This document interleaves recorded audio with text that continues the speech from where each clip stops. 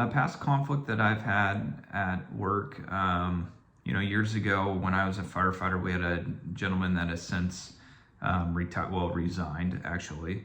A longtime firefighter for us, really actually good at his job when we were actually on the fire ground. But in the station, he was really a bully.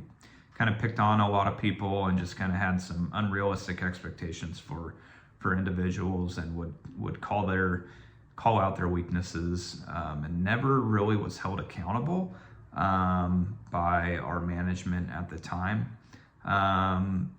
He kind of got away with a lot of stuff. The city didn't really have any bullying policies that were in place.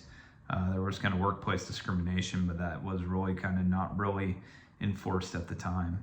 I remember specifically a time that I was at work. I worked with this gentleman. He was part of our crew. There was 4 of us total. We were at a busy fire station. It was a morning that I was making breakfast for the crew. It was a Sunday. We had a house fire. We went, spent about an hour on this call, dealt with it, came back. I recognized that the fire engine was low on fuel. We do have a policy in place that we don't go below a certain amount, 3/4 of a tank of fuel. I decided that because we hadn't had breakfast yet, that we'll get fuel on our next call because we're a busy station. We came back, had breakfast, got another call, went and got fuel, no big deal. About a few weeks later, I can't remember the timeline, other members of our department found that this gentleman was posting some stuff on Facebook.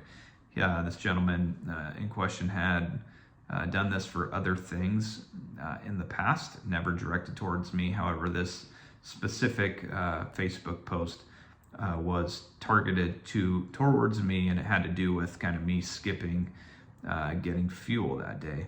I retained a copy of it, not on Facebook or anything, so I wasn't able to see it firsthand.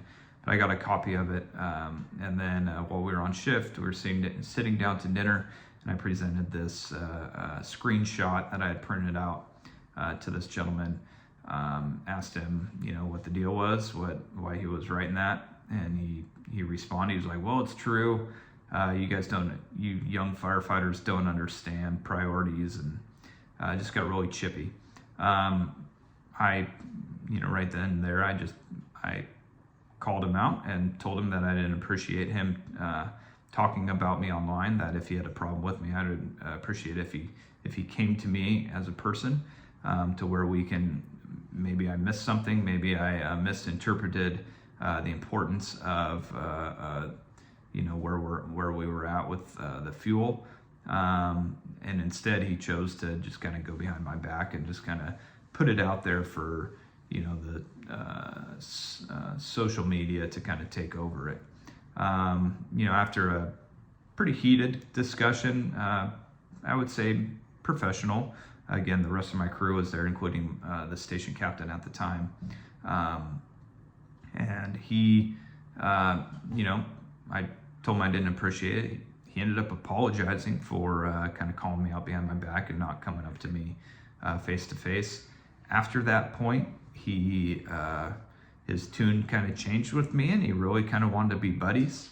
But I still kind of kept him at a measurable distance, just to, from a professional level, that I could work with him. But, we weren't really, firefighters tend to hang out off duty, and I never really engaged in that with him. One thing that I learned from that, and I think this is the most important thing here, is I have no problem with,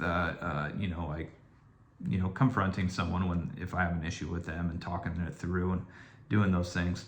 What I did not do is let my station captain know beforehand of my intention about what was going on, and that I was going to handle it myself, and that I was going to, talk to him at dinner with those individuals present.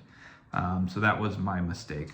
I know learning what I learned from that, and especially me as a company officer now, and as a potential station captain, which is my goal here, is I want my firefighters and I want the people that I work with to inform me what's going on. It's totally okay if they handle stuff. I'd appreciate that.